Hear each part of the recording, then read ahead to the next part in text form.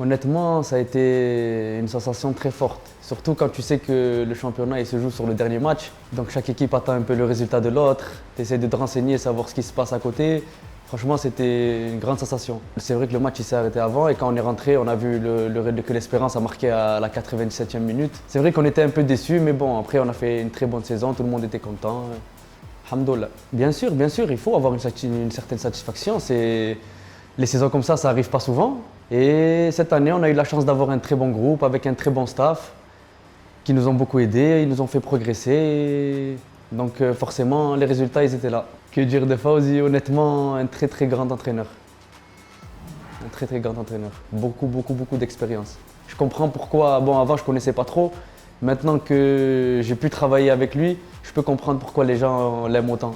Bien sûr. Bon, au début, quand il est arrivé, bon, moi, je ne le connaissais pas trop. J'entendais parler, mais je ne savais pas comment vraiment il fonctionnait. Il y a eu un moment à l'entraînement sur une balle arrêtée où je tire et je ne la cadre pas et il a commencé à m'actar Fawzi.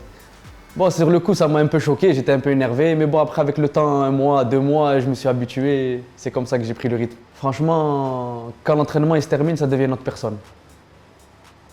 Qui parle avec toi, il peut parler avec toi comme ton père, comme ton grand frère, comme très bonne personne en dehors du terrain. Honnêtement, 90%. C'est lui qui a fait 90% des résultats.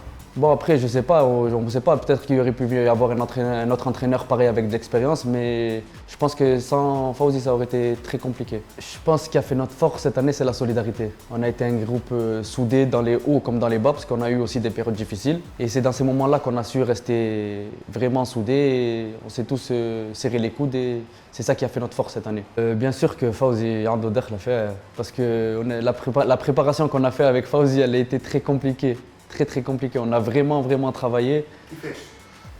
Mais je pense que tout le monde connaît de toute façon. Il a amené toutes les équipes là-bas, il a amené même l'équipe nationale. Là-bas, il y a une zone qui s'appelle à Monastir, qui s'appelle la Falaise, avec des montées, des descentes, les courses le matin à 6h, à 5h. Quand tu vois même avant le match je pense que c'est avant le match de l'Étoile, on fait une double séance encore. Une séance à 5h du matin et une séance l'après-midi. Pour vous dire à quel point cette année on a beaucoup travaillé, c'est ça qui nous a beaucoup aidé sur le terrain. Je vais commencer par Youssef Abdelli. Tout le monde a suivi, tout le monde a vu son parcours cette année, ce qu'il a fait. Il a fait de grandes choses avec Monastir. Et surtout, ce qui fait parler de lui, c'est les statistiques. Ensuite, je dirais Mohamed Ali Ben Ramdan, très bon joueur. Et d'ailleurs, ça se voit aussi sur les terrains. Équipe nationale et beaucoup de clubs sont derrière lui. Raylen Chalali, un milieu de terrain que j'aime beaucoup, qui récupère, qui est propre. Et c'est ce que j'aime moi chez les milieux de terrain. Un défenseur, je dirais Mohamed Saghraoui. Pareil, un défenseur très intelligent, très propre.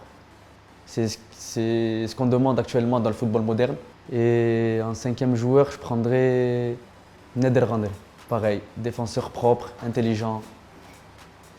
C'est ce qu'on cherche actuellement. La vitesse, l'explosivité et un buteur. Ben, honnêtement, les contacts au début ils sont faits très facilement parce que bon, Youssef aussi qui vit en France, donc du coup tous les deux on parle français.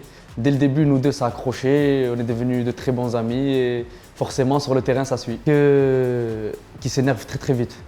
Mais bon, après il s'énerve sur le coup et après il vient et il demande pardon. L'apport de Bachir, je dirais. Bon, déjà, l'expérience, parce que ça fait maintenant un bon moment qu'il est gardien numéro 1. Et surtout en allant en équipe nationale, ça lui a fait, il a encore plus progressé. Et c'est quelqu'un qui pense toujours positif, qui aide les autres et qui a un très bon fond, Bachir. Saha Bachir. Bon, de base, je suis de Marseille, moi. Je jouais dans un petit club à Marseille qui s'appelle le FC Burel. Ensuite, j'ai été recruté à l'âge de 13 ans par le FC Sochaux. J'ai fait 6 ans là-bas. J'ai fait ma première apparition en pro, j'avais 17 ans. C'est l'entraîneur Hervé Renard qui m'avait monté à cette période-là en professionnel. Ensuite, j'ai été transféré au FC Porto à l'âge de 19 ans. J'ai fait 3 ans au FC Porto et ensuite, je suis venu au Stade Tunisien. Honnêtement, la transition elle s'est faite. Bon, c'était une période un peu compliquée pour moi.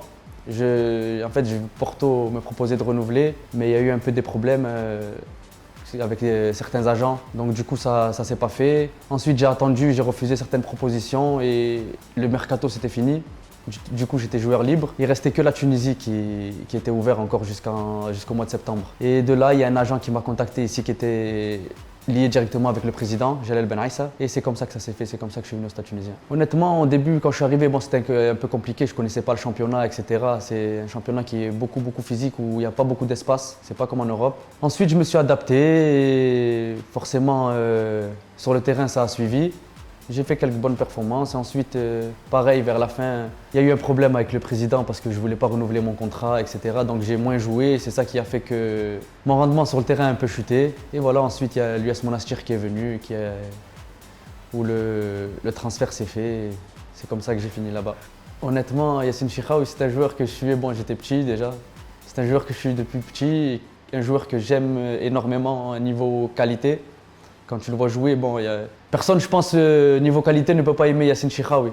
Avec ce qu'il a fait, ce qu'il a prouvé sur les terrains, pour moi, c'est un très grand joueur.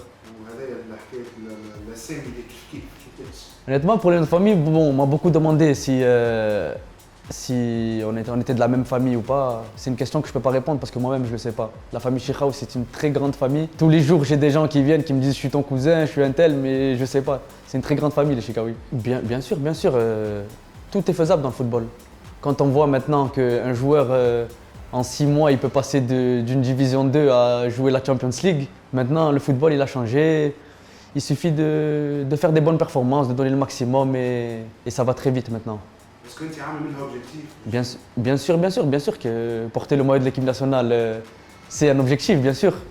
Et on fait tout pour ça, j'y travaille et j'espère, Inch'Allah, tout donner pour pouvoir porter ce maillot. Honnêtement, pour l'instant, il me reste encore 1 an de contrat avec l'US Monastir, donc c'est ce qui va se passer pour l'instant. Bon, honnêtement, j'entends qu'il y a des intérêts, que ce soit en Tunisie ou à l'étranger, mais pour l'instant, je n'ai pas encore pris de décision. Pour l'instant, c'est ma période où je dois un peu évacuer le stress et ça, et une fois qu'on reprendra, on verra ce qu'il y a et ce qu'il n'y a pas.